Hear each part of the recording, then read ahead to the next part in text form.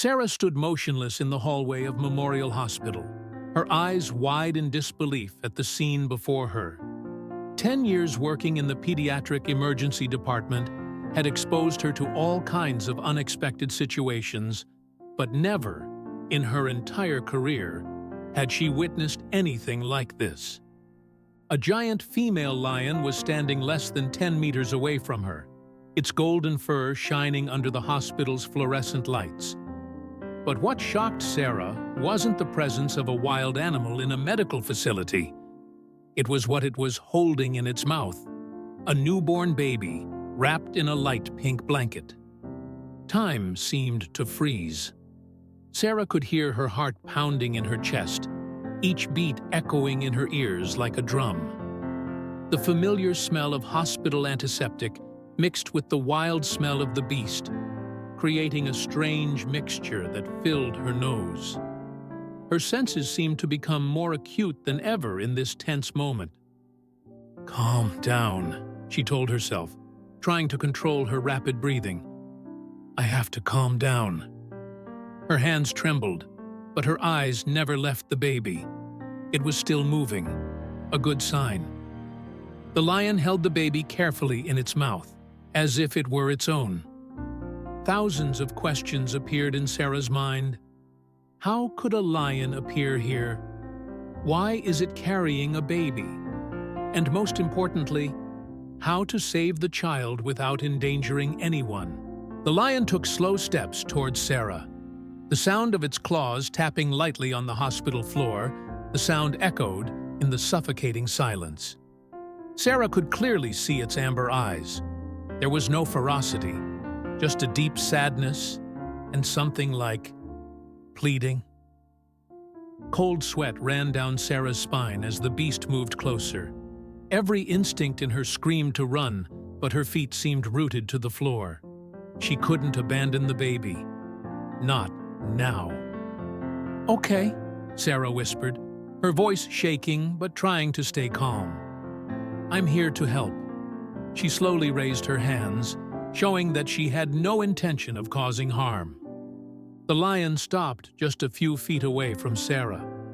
It looked straight into her eyes, and in that moment, a strange understanding seemed to take place between man and beast.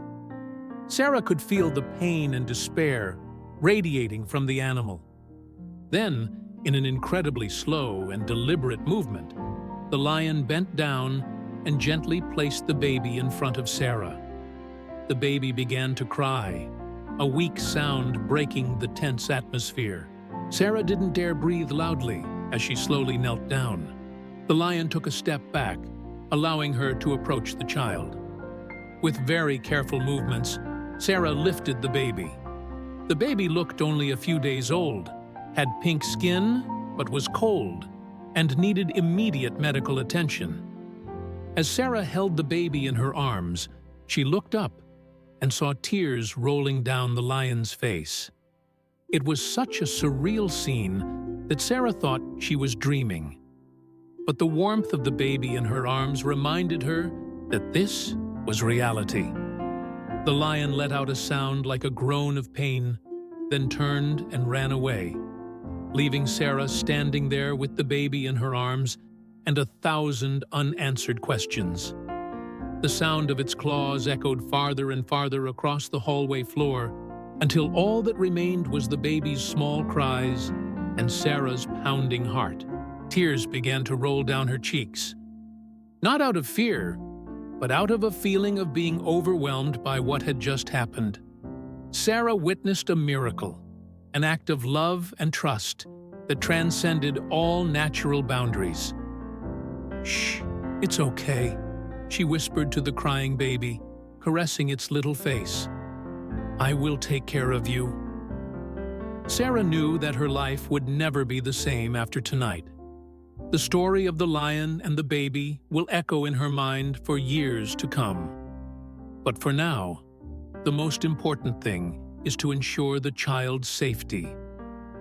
Sarah carried the baby into the emergency room, her mind still reeling with questions about its origins and the fate of the mother, who had to rely on a lion to bring her child to safety. As the emergency room door closed behind her, Sarah knew this was just the beginning of an extraordinary story. A story about motherhood, about sacrifice, and about the miracles that can happen when the boundaries between humans and nature are blurred by the purest love. In the examination room, under the white hospital lights, Sarah carefully examined the baby. The monitor emits regular beeps, like a reassuring beat in the quiet space.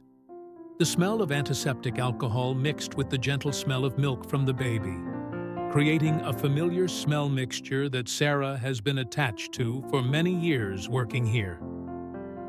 "Baby girl," Sarah muttered as she removed the pink blanket. "About 3 days old." The baby was surprisingly healthy, with no signs of injury or malnutrition. The skin was rosy and warm under Sarah's fingers, making her even more confused about the child's origins. As Sarah was taking notes on the chart, she heard hurried footsteps in the hallway. Dr. Marcus Chen, head physician of the pediatrics department, and 2 police officers entered the room. Their faces were tense and skeptical. "Sarah," Dr. Chen spoke up, his voice serious. "I just received a report of a lion in the hospital." He stopped, as if not believing the words he had just said. Sarah nodded, still not completely over her shock. "That's right. It brought this baby." She pointed to the baby sleeping soundly in the crib. One of the officers, the one wearing a badge bearing Thompson's name, stepped forward. "Miss Winters, we need you to tell us exactly what happened." Sarah took a deep breath, trying to sort out the strange events in her mind. As she told the story, she could see their expressions of disbelief gradually turn to surprise. "And the lion cried?" The second police officer, Officer Garcia, asked again in disbelief. "I know it sounds unbelievable," Sarah replied, "but I saw tears clearly on his face." Dr. Chen, who was examining the baby, nodded in agreement. There were no signs of bites or trauma. It was unbelievable. The lion held the baby as carefully as if it were its own. Suddenly, a young nurse named Lisa ran into the room, breathing heavily. "You guys need to see this now," she said, holding up the phone. On the screen was an article with the headline, "Tragedy at Liberty Wildlife Park. Pregnant woman dies in car accident near Lion Range." Sarah felt her heart stop beating. She quickly read the article. A woman named Jessica Martinez, 28 years old, had died in a car accident near the lion enclosure at Liberty Wildlife Park 3 days ago. She is pregnant and is about to give birth. "The park is about 15 miles from our hospital," Officer Thompson said, his voice thoughtful. "And they reported a female lion named Sahara missing the same day of the accident." Sarah felt tears welling up in the corners of her eyes. The pieces of the puzzle began to fit together. The lion, it witnessed the accident, and when Jessica gave birth in her final moments, it protected the baby, Dr. Chen continued, his voice choking. For 3 days, it kept the baby safe and managed to get it to a place where it could be cared for. Officer Garcia shook his head in surprise.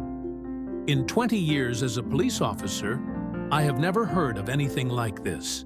Sarah walked over to the crib and gently caressed the baby's little face.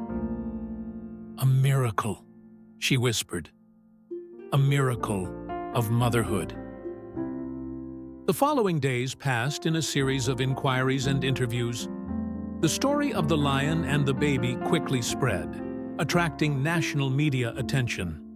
Wildlife experts arrived to study Sahara's extraordinary behavior, and the lioness was found and brought back to the park. Jessica Martinez's family was informed of the fate of her infant daughter. They named the baby Luna, which means moon in Spanish, to commemorate the moonlight that illuminated the Sahara during the nights protecting the baby. Sarah spent a lot of time with Luna during her days in the hospital. Every time she looked into her baby's clear eyes, she thought of Sahara's amber eyes. Both of them held an unconditional love that couldn't be explained in words. One afternoon, while Sarah was bottle-feeding Luna, Dr. Chen walked in with a clipboard.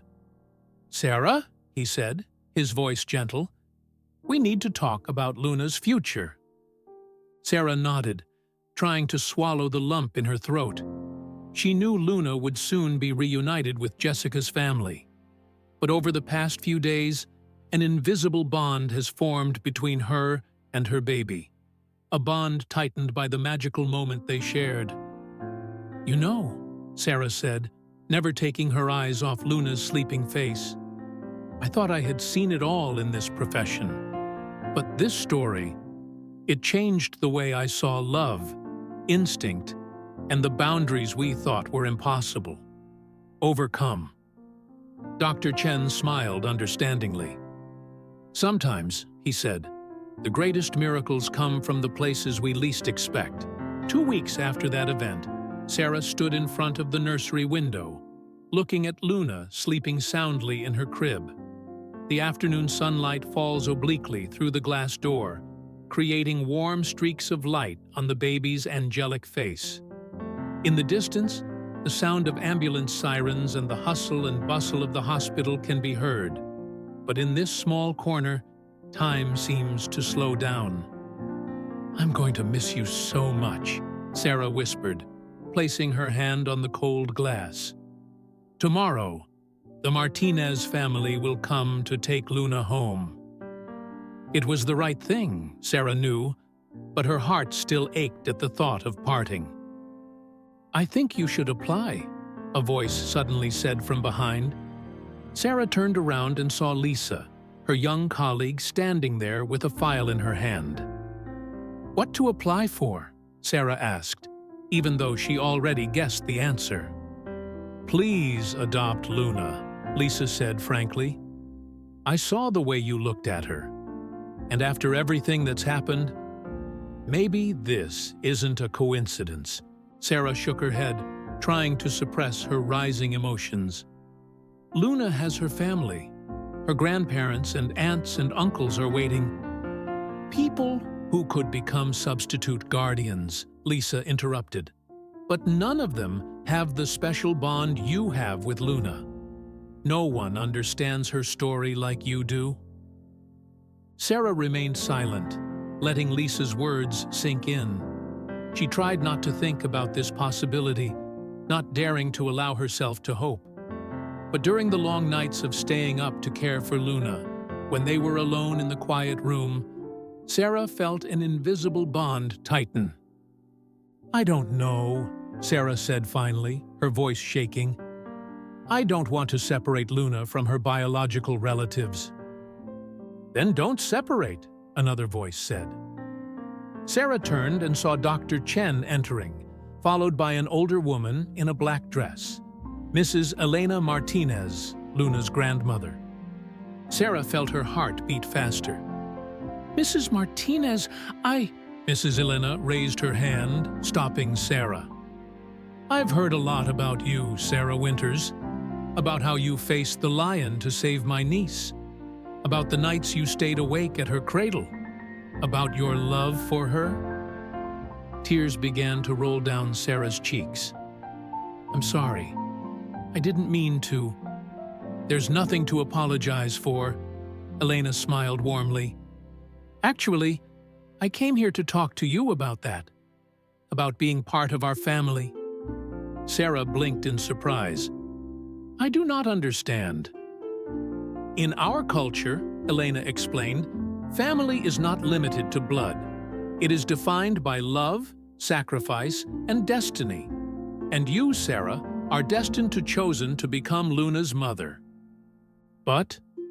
"There are no buts," Elena said grimly. "We do not want to separate Luna from the one who has been chosen by fate to protect her. Instead, we want to expand our family to welcome her." Sarah felt her knees tremble. She found a nearby chair to sit down, trying to understand what was going on. "You're saying that we would like you to adopt Luna," said Elena, "on the condition that she remains closely connected to the Martinez family.